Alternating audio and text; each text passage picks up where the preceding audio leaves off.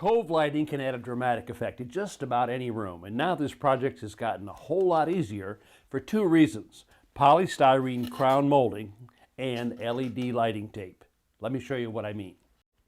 This polystyrene crown molding is typically used at the top of the wall, where it meets the ceiling.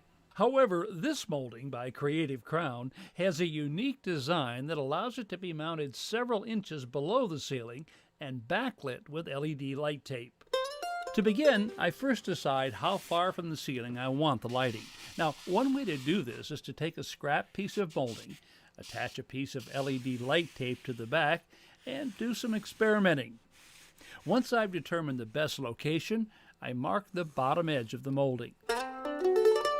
Now I can cut the molding to length and put corner miters on the end.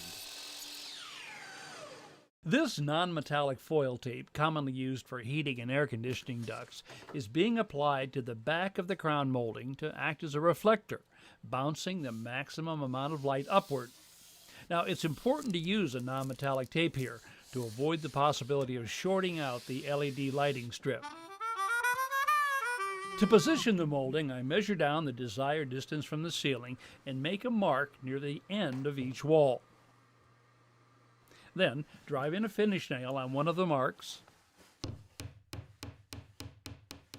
loop the end of a chalk line over the nail, pull the line taut, align it with the mark on the other end of the wall, and snap a line.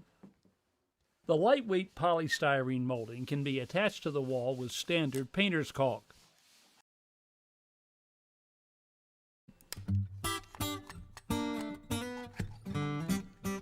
No fasteners of any kind will be necessary. I just press the molding to the wall, then caulk the miters.